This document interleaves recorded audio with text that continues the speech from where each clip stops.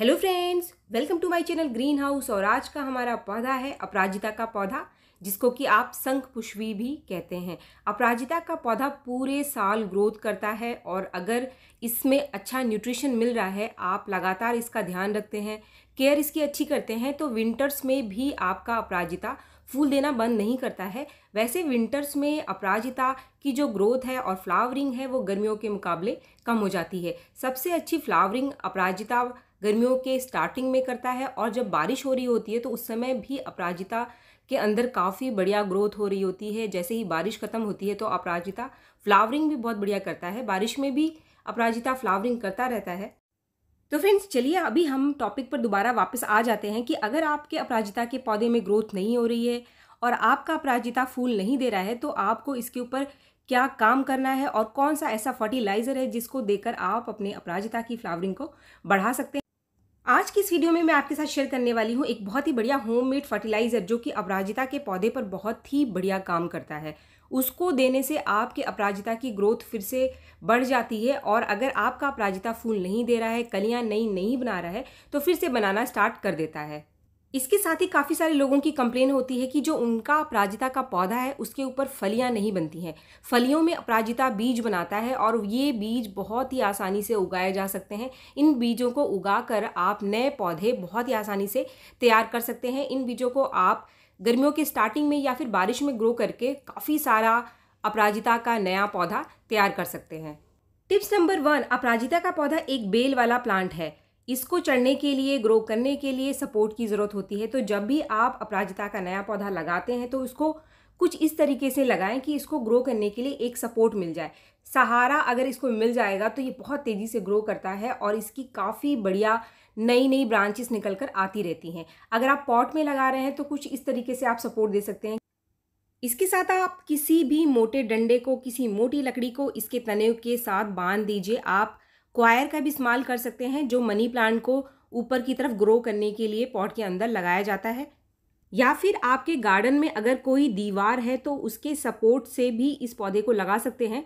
कुछ ही दिन में आपका जो अपराजिता है इतनी तेज़ी से ग्रो करेगा कि पूरी दीवार को ढक देगा। किसी भी सपोर्ट की सहायता से आप अपराजिता को ऊपर की तरफ चढ़ा सकते हैं। जो भी आपका मनपसंद शेप है उसे अपराजिता के पौधे को आप बहुत ही आसानी से दे सकते हैं। अगर आप इसके पौधे को सपोर्ट नहीं देंगे तो इसकी जो तने हैं वो बहुत नाजुक होते हैं। जैसे कि आप सब्जियां कुछ उगाते हैं, अगर आप उनको सपोर्ट नहीं देंगे तो वो अच्छे से ग्रोथ नहीं करते हैं। उसी तरीके से अपराजिता का पौधा भी है, बिना सपोर्ट के ये अच्छे से ग्रोथ भी नहीं करेगा और अच्छी अच्छी फ्लावरिंग भी आपको नहीं देगा और इसके तने पॉट के अंदर इधर उधर बिखरे रहेंगे। इसके बाद टिप्स नंबर 2, अपराजिता के पौधे में कटाई छटाई बहुत ज़रूरी है।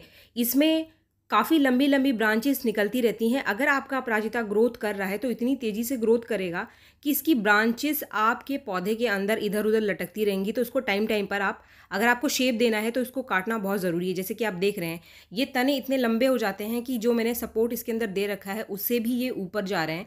इसकी कटाई छटाई करने के 2 फायदे हैं। एक तो आपका पौधा जो है वो शेप में रहेगा, दूसरा आपका पौधा और तेज़ी से ग्रो करेगा, नीचे से और नई ब्रांचेस निकल कर आएंगी।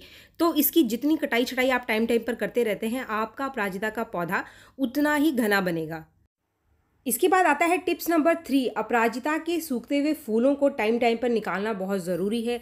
अगर आप अपराजिता के सूखते हुए फूलों को नहीं निकालेंगे तो अपराजिता फ्रूट बनाना स्टार्ट कर देता है, फलियां इसके अंदर लगनी शुरू हो जाती हैं और जो पौधा है वो अपनी सारी की सारी एनर्जी इन फलियों को बनाने में लगा देगा। तो अगर अपराजिता के बीज आपको चाहिए तो आप 2-3 फलियाँ इसकी रख सकते हैं ताकि वो आगे जाकर सूख जाएं, फलियां मैच्योर हो जाएं तो उसके बीज को आप कलेक्ट कर सकते हैं। लेकिन अगर बहुत सारी फलियां आप इसके ऊपर छोड़ देंगे, सारे के सारे फूल आप छोड़ देंगे तो सारे फूल जो हैं वो फलियां बनाने शुरू कर देंगे और पौधे में फ्लावरिंग आपको कम से कम मिलेगी। तो ये गलती आपको नहीं करना है और आपको ऐसा भी नहीं करना है कि सारी सारी फलियां आप तोड़ दीजिए। कुछ फलियों को आप रख सकते हैं, जैसे कि मैं कुछ फलियों को छोड़ करके सारी की सारी फलियां भी इसकी तोड़ दूंगी।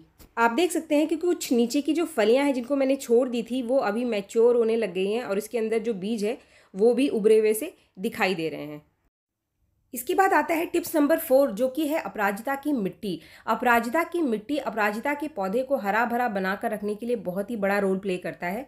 अगर इसकी मिट्टी हल्की मॉइस्ट बनी रहती है तो आपका अपराजिता कभी भी नहीं सूखता है। अपराजिता की मिट्टी को आपको ऐसी रखनी है कि इसकी मिट्टी हल्की हल्की सी मॉइस्ट बनी रहे। बहुत ज़्यादा पानी आपको इसके अंदर नहीं डालना है कि मिट्टी ज़रूरत से ज़्यादा गीली पड़ी रहे, लेकिन एकदम से अपराजिता की मिट्टी को आपको सुखाना भी नहीं है।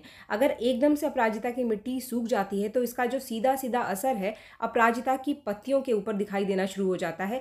एकदम से मिट्टी सूखने से अपराजिता की जो पत्तियां हैं वो मुरझा जाती हैं, ये बहुत नाजुक होती हैं।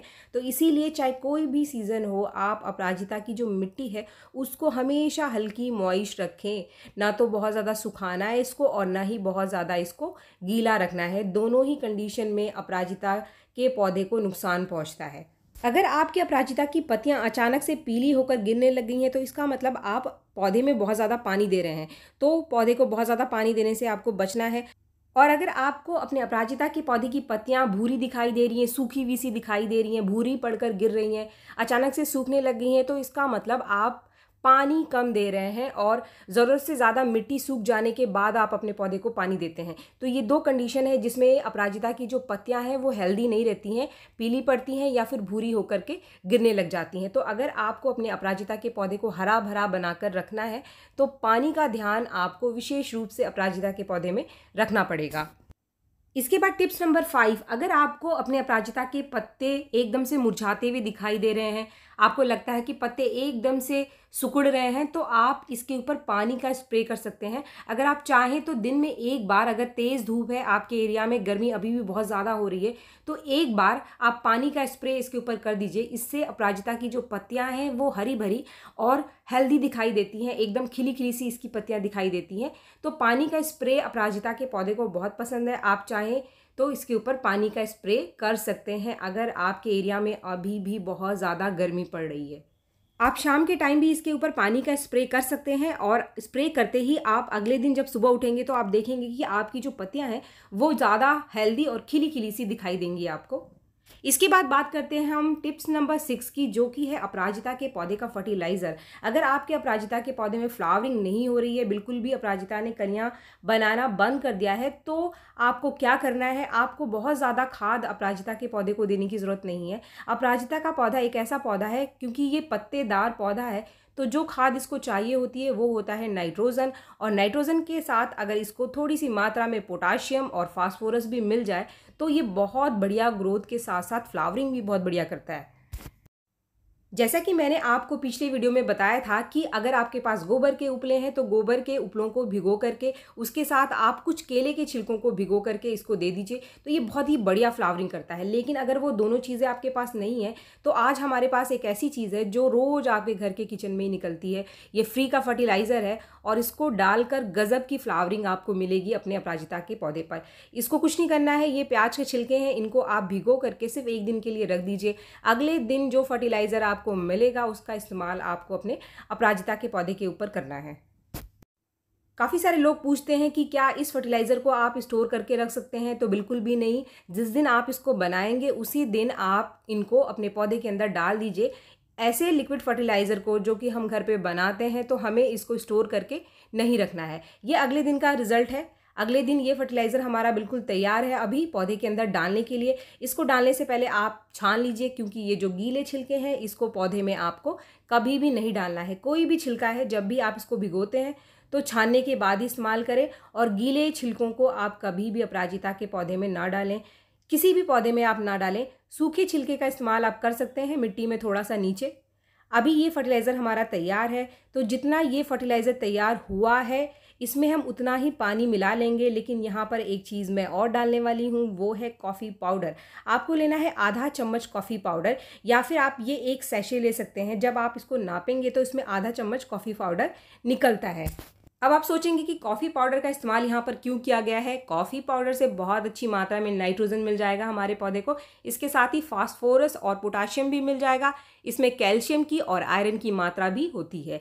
जो हमने प्याज के छिलके का फर्टिलाइज़र बनाया है उसमें पोटाशियम की बहुत ही बढ़िया मात्रा पाई जाती है। इसके अलावा आयरन और मैग्नीशियम भी पाया जाता है।